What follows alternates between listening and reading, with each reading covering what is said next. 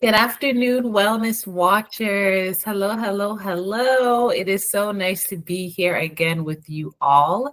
For those that are joining us for the first time, you are welcome. Thank you for tuning into your wellness. And for those that have already been part of our holistic wellness community, welcome back. It is also very nice to have you again. My name is Cassandra Francis, and I am the founder, clinic director, clinical supervisor, and registered psychotherapist at One Piece Therapy. As usual, we have a beautiful amount of information to share with you all about your wellness. As the title says, today we will be having a 30-minute insight boost, specifically talking about the mind and body connection. So please do use the chat for those that are joining live. And also for those that are watching the recorded version, please use the comment section. Feel free to leave your comments, leave your questions, leave your concerns, and we'll be happy to address them and even possibly do a topic on them if there's a lot of similar interests. So yes, let's engage. Feel free to ask questions throughout as we usually like to do.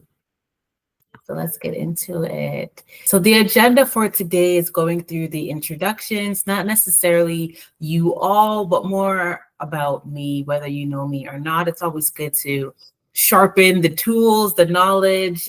So going through that and then talking a bit about the definitions. What do certain concerns mean that I will be speaking on, as well as pop quizzes. I will also be providing some insights, and this will be between all of the questions because it's also good to know what you're answering.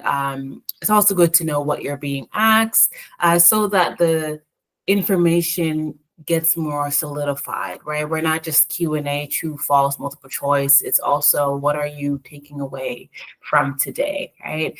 And that includes offering some reflection questions that I definitely encourage you to take and go, reflect, journal, process the answers to the questions, and of course, tips and the conclusion. So very full 30 minutes, but let's get started. So, introduction. Who am I? So as I mentioned, my name, my positions already, it's also important to note the services that I offer. I offer currently psychotherapy, supervision, and consultation, whether to master level students or already, qualifying or qualified practitioners. I also offer workshops to organizations and keynote speaking at different events. I support individuals 10 and older, couples and groups. I would say the groups range typically from 3 and up to, I think, 60 was the biggest group. At that point, not necessarily group therapy. I think that it's more of a workshop style, but more intimate groups tend to be around 3 to 15. And I specialize in people within the BIPOC community, of course, as someone with a Caribbean background, Jamaican specifically. It's so important to integrate culture into the care. So that's how I bring myself into my work as well. So some concerns that I support are self-esteem, self-worth concerns, anxiety, depression, trauma, life transitions, fertility or parenting concerns, identity or cultural concerns, relationships, whether a relationship with self or others, and so much more. And some modalities and approaches that I use with my clients, as I already mentioned, I bring myself, my culture. Of course, not everyone I see is Jamaican or in Caribbean descent. However, being culturally sensitive is definitely part of how I support my clients, as well as being trauma informed. So I do somatic-based therapy as well.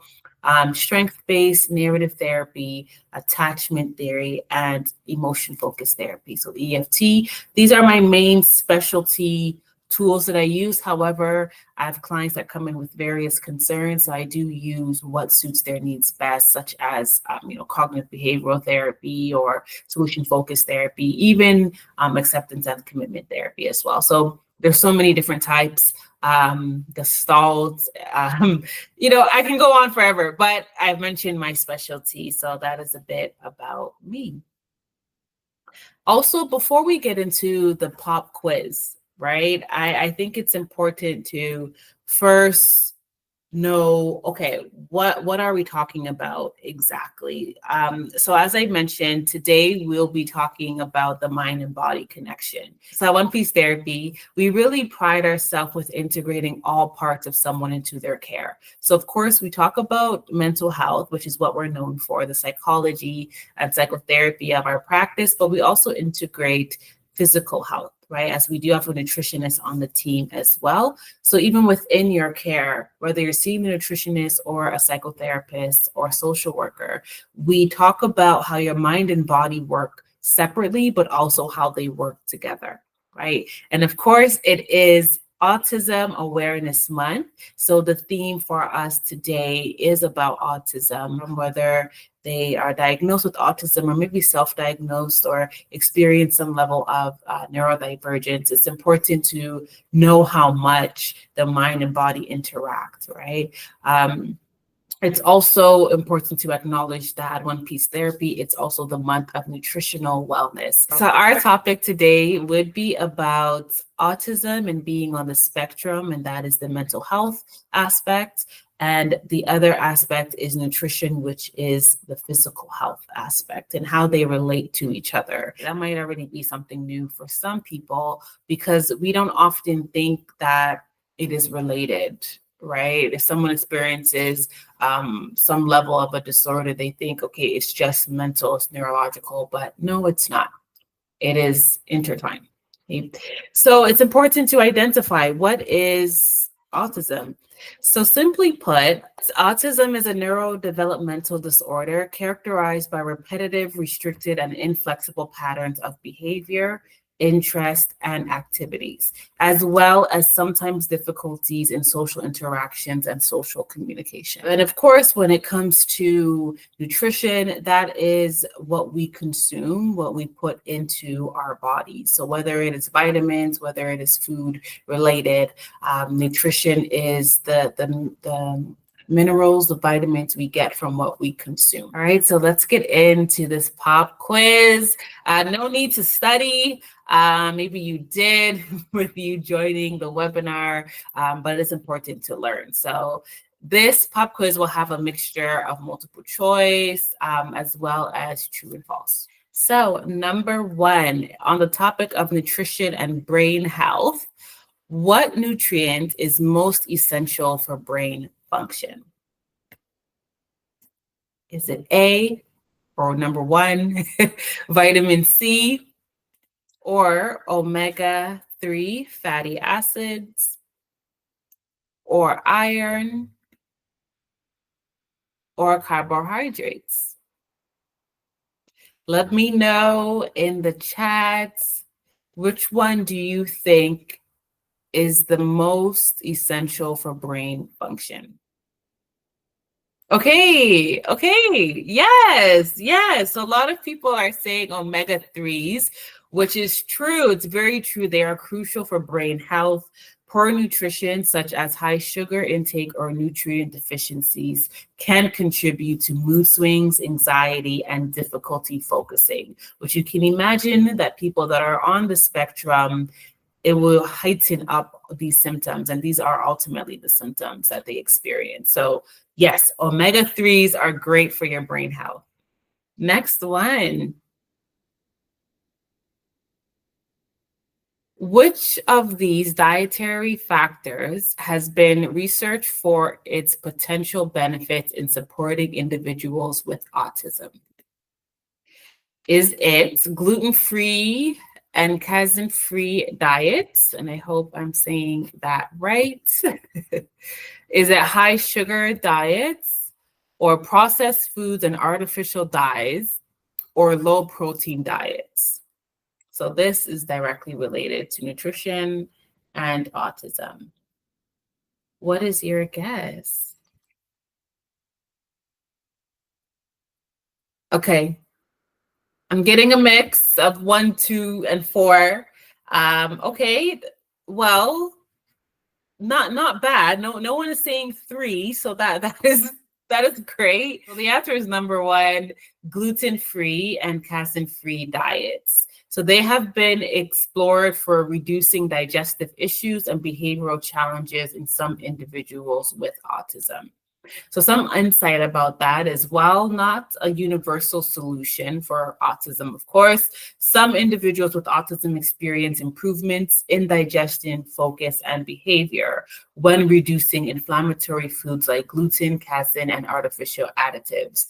Right, because it has also been said that people that are on the spectrum, they do experience different and can be discomfort in their digestive system. So yes, those that answered number 1, great job. So another question. Which nutrient is often found to be low in individuals with autism and is crucial for brain function? So 4 options. The vitamin D, magnesium, omega-3 fatty acids, or all the above. Okay.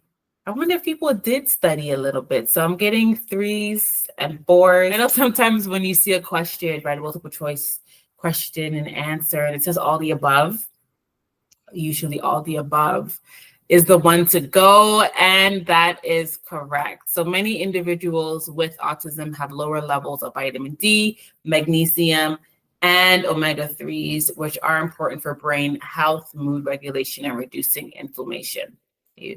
So studies have suggested that nutrient deficiencies may contribute to sensory sensitivities, mood changes, and sleep disturbances in individuals with ASD, so autism ultimately. So increasing whole foods rich in these nutrients may help support overall well-being, right? Again, overall well-being needs to be emphasized because this is not necessarily a cure. It just helps with the function. And you can imagine, even if you don't have autism, maybe you're supporting someone on the spectrum, right? It is so crucial to acknowledge that these vitamins still work for the same purposes. It's crucial for individuals on the spectrum because it helps with different things that they are experiencing on a day-to-day basis. Next question. So why is gut health particularly important for individuals with autism? I think I gave a disclaimer. If anyone's still listening, I'm joking, you guys are. But yes, I gave a disclaimer earlier. So let's see. We'll see what comes of this. So the gut and the brain are closely connected. Many individuals with ASD, autism, experience digestive issues. A balanced gut microbiome can impact mood and behavior. All the above. So what's the answer? Yes. All the above. So the gut-brain connection plays a significant role in mood, cognition, and digestion, making gut health essential. Okay. Also, research has shown that individuals with autism often experience gut dysbiosis. So it's imbalance in the gut bacteria, which may influence behavior, mood, and even anxiety. As you can imagine, they often say that the stomach is the second brain, right? So, and our minds are definitely connected. So if there's neurologic concerns in your mind, then there can also be, deficiencies or discomforts in the stomach as well. So probiotic-rich foods, fiber, and reducing processed foods may help to promote gut health. Okay. Yeah, I know everyone. Yeah, it's so underestimated how crucial nutrition is in how we take care of ourselves, and it's research. Don't get me wrong. Of course, that's how I know my information, but I think it's undervalued when it comes to supporting different neurological concerns, right? Yeah, it's so important to take care of your wellness, your holistic wellness. So the next question, how much physical activity is recommended per week for optimal health? So we're switching gears a little bit, talking about movement and resilience. So here are the four options: 75 minutes, 150 minutes, 300 minutes, and any movement is beneficial, so there's no minimum. And again, this is per week. Okay, a lot of people are saying four. Everyone's skipping not 300 minutes a week. I should have done the math actually. How much? Okay, so we're going with four. So actually, it is number two. So 150 minutes of moderate activity is recommended. So physical movement boosts serotonin, dopamine, and endorphins, which reduces stress and improves focus. So that is especially important for individuals with neurodivergent minds, right? Reducing stress would help a lot with feeling less triggered, and of course, being able to focus and concentrate on your task, whether it's schoolwork or work, then it's essential. So 150 minutes per week. And let's even do the math, I guess. Okay, so it's about 21 minutes a day to do moderate activity. Okay. So next, true and false, still on the theme of movement and resilience. So this question states that you have to do intense exercise to gain mental health benefits. Okay, is that true or is that false? And just to confirm too, intense exercise could be like running or heavy lifting. We already know we need 150 minimum, 150 minutes in a week, right? So about 21 minutes a day. What are we thinking? Okay, so another mix of true and false. So it is actually false. It is false. We do not need intense exercise. Exercise, yes. Intense, no. Gentle activities like yoga, tai chi, stretching, and leisurely walks are powerful for mental health. Consistency matters more than intensity, and that's across all things, right? So mindful movement calms the nervous system, lowers cortisol levels, and builds emotional resilience over time. Over time. Consistency matters so much. And I think it's also important to know the mindful aspect of movement, because you can be moving, let's say you have a lot of chores to do, so your body is busy, right? But that might feel more flustered, more scattered than intentional moving and doing different activities. So it's important that what we put our intention to helps guide the outcome. And of course, the desired outcome is feeling emotionally resilient and less stressed. Okay. So here is another true and false, still on the theme of movement and resilience. And this statement says, physical activity can improve sleep quality, which in turn boosts mental health. So is it true or is it false? Yes. It is true. It is true. It is very true. Exercise helps regulate your circadian rhythms, right? So your sleep cycle, ultimately making it easier to fall asleep and stay asleep. So good sleep helps repairs the brain, balances emotion, and strengthens cognitive abilities, ultimately creating a positive feedback loop between mind and body. Everyone already got that right. So good for all of y'all. Now we're going to switch gears a little bit into sleep and emotional regulation. So another multiple choice. What's the recommended amount of sleep for adults to support mental wellness? And adults, let's assume 18 plus. So is it number one, 4 to 5 hours, 6 to 7 hours, 7 to 9 hours, or more than 10 hours? Okay. We're getting 2s and 3s. The answer is number 3. So 7 to 9 hours is ideal. Although challenging, it is ideal. So sleep deprivation affects emotional regulation, memory, and even increases anxiety. Good sleep hygiene, so avoiding screens before bed, maintaining a routine, not doing anything stressful before bed as well in general, especially 2 hours before you're going to sleep, whatever time that is for you. So this can enhance both mood and cognitive function. All right. So well done, everyone. Well done. This is the last question. So I'm very happy that you all engaged. Thank you so much for engaging. And even those that got most of the answers right, or at least one, right?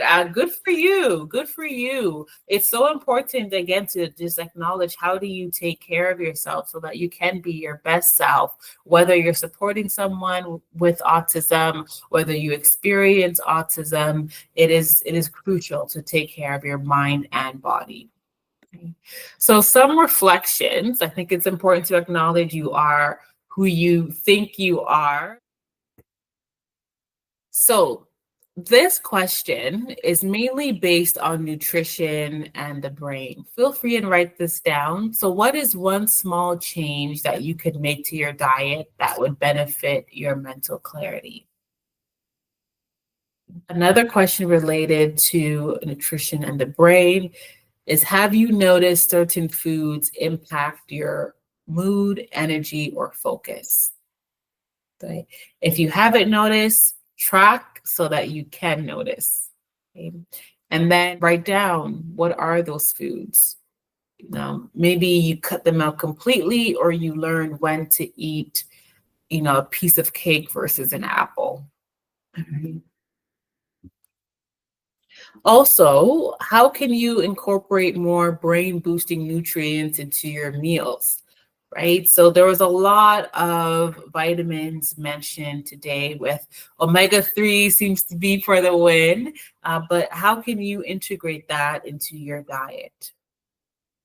It also relates to nutrition and the brain. What is one gut-friendly food you can add to your diet this week? Now, moving into more movement and mental resilience, a great question is, when was the last time you felt mentally recharged after physical activity? In addition to that, is how can you incorporate more movement into your routine? And another question related to movement and mental resilience is, what type of movement feels most nourishing and sustainable for you right now? Especially if you are living in Toronto, or I think Canada at large. It is spring, so the weather's getting nicer. Can you maintain your walks for the season? Can you maintain your stretches in the morning? Right? Again, it doesn't have to be rigorous, but it does need to be movement oriented, right? Is it dancing? So do think about what that means for you. And a great reflection question when it comes to sleep and emotional regulation is, what is one habit you could change to improve your sleep quality? Right? It might be screens. I think that's the first thing that comes to everyone's mind, is put your phone down or put it away entirely, right? Let your phone charge in the living room versus on your side table, right? Or maybe it's developing a skincare routine so your body feels more relaxed as it is about to prepare for rest. Do think about it. Think about it and implement it. I was going to say I would leave these slides up for a little bit. I definitely encourage everyone to write down what makes sense to them, but we will also be posting this on YouTube. So you can also pause the video and catch these questions again. But here they are. All might resonate with you. Some might resonate with you. One might resonate with you, but it's important to still reflect so you can meet your needs. It is also important to acknowledge if you're unclear about how to go about maybe not answering this, but once you answer, how do you improve things? How do you change things around? Again, we do have psychotherapists on the team that can support you when you're ready, as well as a nutritionist that will be happy to provide a meal plan that is customized to you, right, and your concerns. So tips, no money included. We love a free webinar, free anything. We love it. So here are some tips. And this more so also summarizes what we went through today. So eat well for mental clarity, right? Using omega-3s, hydrating yourself, having balanced meals, also move for emotional strength. So find activities that you enjoy, right? If you're not a gym person, don't go to the gym, right? If you don't know how to swim, don't go in the pool, right? Do activities that you enjoy so you can be consistent with it. Also, sleep for resilience. So create a bedtime routine, right? Regardless of when your bedtime is, again, the ideal amount of sleep is 7 to 9 hours, but that's not to say what time you should sleep, right? That's a whole other study. We're not going to get into it, but the crucial part is have a bedtime routine so your body can feel relaxed. It can go to sleep smoothly. You can stay asleep very nicely and have sound rest to feel restored in the morning. And maybe just offering another question too, is what is one small step you will take this week, even tonight, actually, tonight, I want you to tonight. What is one small step you will take tonight to improve your physical health for your mental well-being? And that is it. Thank you. Thank you all. Today we explored a lot. So we explored the powerful connection between physical health and mental well-being, from the foods we eat to how we move to how we rest, right? So from night or from day till night, from night till day, we need to be mindful. Our body, our minds are constantly communicating and connecting with each other, right? So we also highlighted how these elements can be especially impactful for individuals on the autism spectrum. So again, do pay attention to your nutrition, to your movement, and to your sleep, because small changes can leave a big impact over time, right? Some will probably even be immediate. Also, what is important to acknowledge, again, at One Piece Therapy, we offer all these services. We have a nutritionist, a holistic nutritionist that can support you, your mind and body, and your gut health, whether you're on the autism spectrum or not, although he does specialize in people on the spectrum.